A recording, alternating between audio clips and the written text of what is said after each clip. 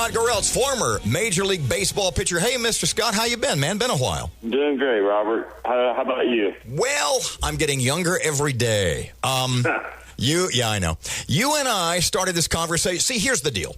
And Fletcher and I are going to have the final debate on both our radio stations tomorrow morning just after 7 o'clock. But my contention is that of the three major team sports, baseball, football, basketball, that baseball players from the earlier era, perhaps even as far back as the 20s with Babe Ruth, Gehrig, etc., are the only athletes from team sports that could not only be competitive in today's sports, but excel. What do you think about that? You think I'm 100% wrong, or are you going to help me build my case? Well, I'm gonna help you build your case. You know, I always think back to, a couple spring training stories I have where one day Willie Mays, who started in the 50s, but Willie was giving a guy a hard time in the batting cage, and the guy said, "Here, you take the bat." Willie was 60 years old. I'm sorry, was that 5-0 or 6-0?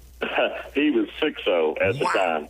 And anyway, he had street clothes on, street shoes, and he got in the cage, hadn't loosened up, grabbed his bat, and started hitting rockets off the left center field fence.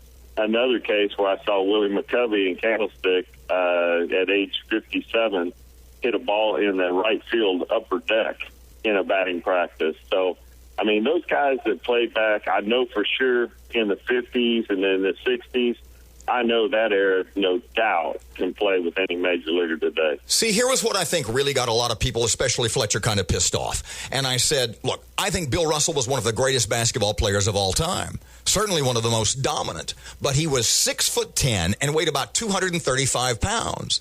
He'd get killed in today's game. Whereas, and I'll use Babe Ruth as an example, from 1926, 27, 28, Babe Ruth's hitting 90-mile-an-hour fastballs. You know what pitchers throw today? 90 miles an hour. Am I crazy in thinking that Ruth could probably play today and hit 30 or 40 home runs a season? I think he can handle it. It's just like you said, those guys back then, they even swung heavier bats than guys swing today.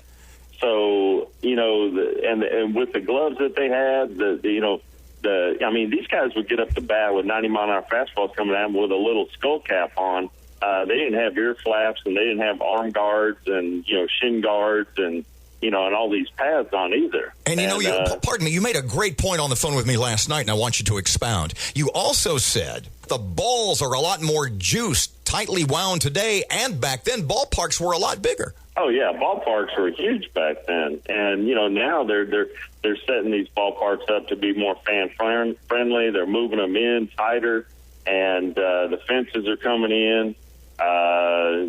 So I mean, just the way the game was played back then. But just like you said, guys back then were still hitting the ball 400 feet. Guys were still, throwing 90 mile an hour, and that's what the game is today. We kind of talked a little bit last night about, and I looked it up after I got off the phone with you, the biggest difference, I guess, in baseball today and baseball maybe 50, 60, 70 years ago is how relief pitching has so come to the fore. You know what inning Babe Ruth hit the most home runs in his career? Do you know what his number one home run inning was? What inning? The first inning. He hit 133 career home runs when guys like Lefty Grove or Ted Lyons or any of the other Hall of Famers he faced were throwing low to middle 90s. I agree 100%. That's the thing where, of course, you know more about that era than I do because you saw some of these guys play. Well, yeah, I was in high school, but I remember it like it happened yesterday.